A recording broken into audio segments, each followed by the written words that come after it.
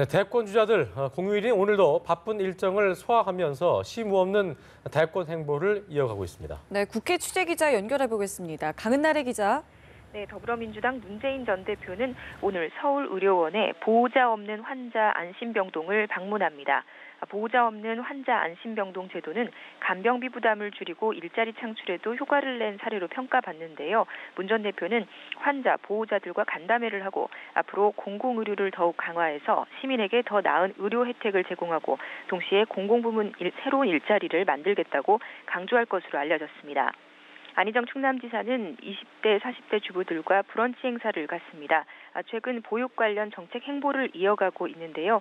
주부들과 증문즉답 형태로 보육 정책에 대한 허심탄회한 대담을 진행한다는 계획입니다. 이재명 성남시장은 경남 김해 봉하마을 고 노무현 전 대통령의 묘역을 참배합니다. 이에 앞서서 잠시 후에 국회에서 기자회견을 할 예정입니다.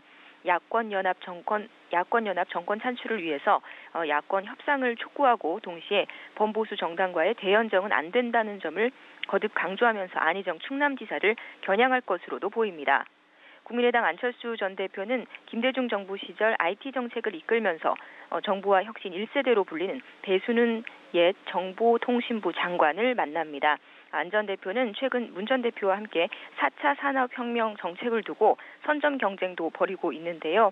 배 전 장관과 오늘 만나서 정책 방향에 대한 의견을 교환하고 IT 기업 출신인 자신의 강점을 부각시킬 것으로 보입니다.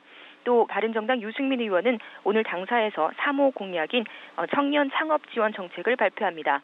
남경필 경기지사는 기자간담회를 열고 여의도에 마련한 대선 캠프 집들이를 합니다.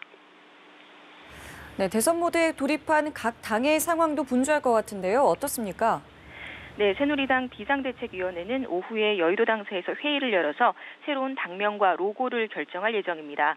새 당명에 보수를 명시하고 로고도 태극기를 연상케 하는 쪽으로 변경하기로 가닥을 잡은 것으로 알려졌는데요.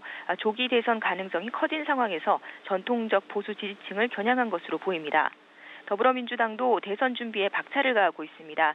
당내 선관위 구성이 완료가 되면 당내 경선 주자들 간 토론회를 열고 경선 흥행몰이에 나설 예정입니다. 국민의당도 오늘 대선 기획단에 닻을 올리고 본격적인 대선 준비에 돌입합니다. 손학규 전 민주당 대표가 이끄는 국민주권개혁회의와의 통합협상에 속도를 내는 것으로 알려졌는데요. 정치권에서는 이달 중순쯤 통합 작업이 완료될 것이라는 전망도 나옵니다.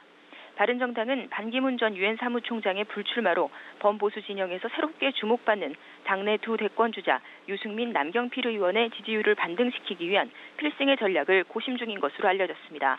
지금까지 국회에서 전해드렸습니다.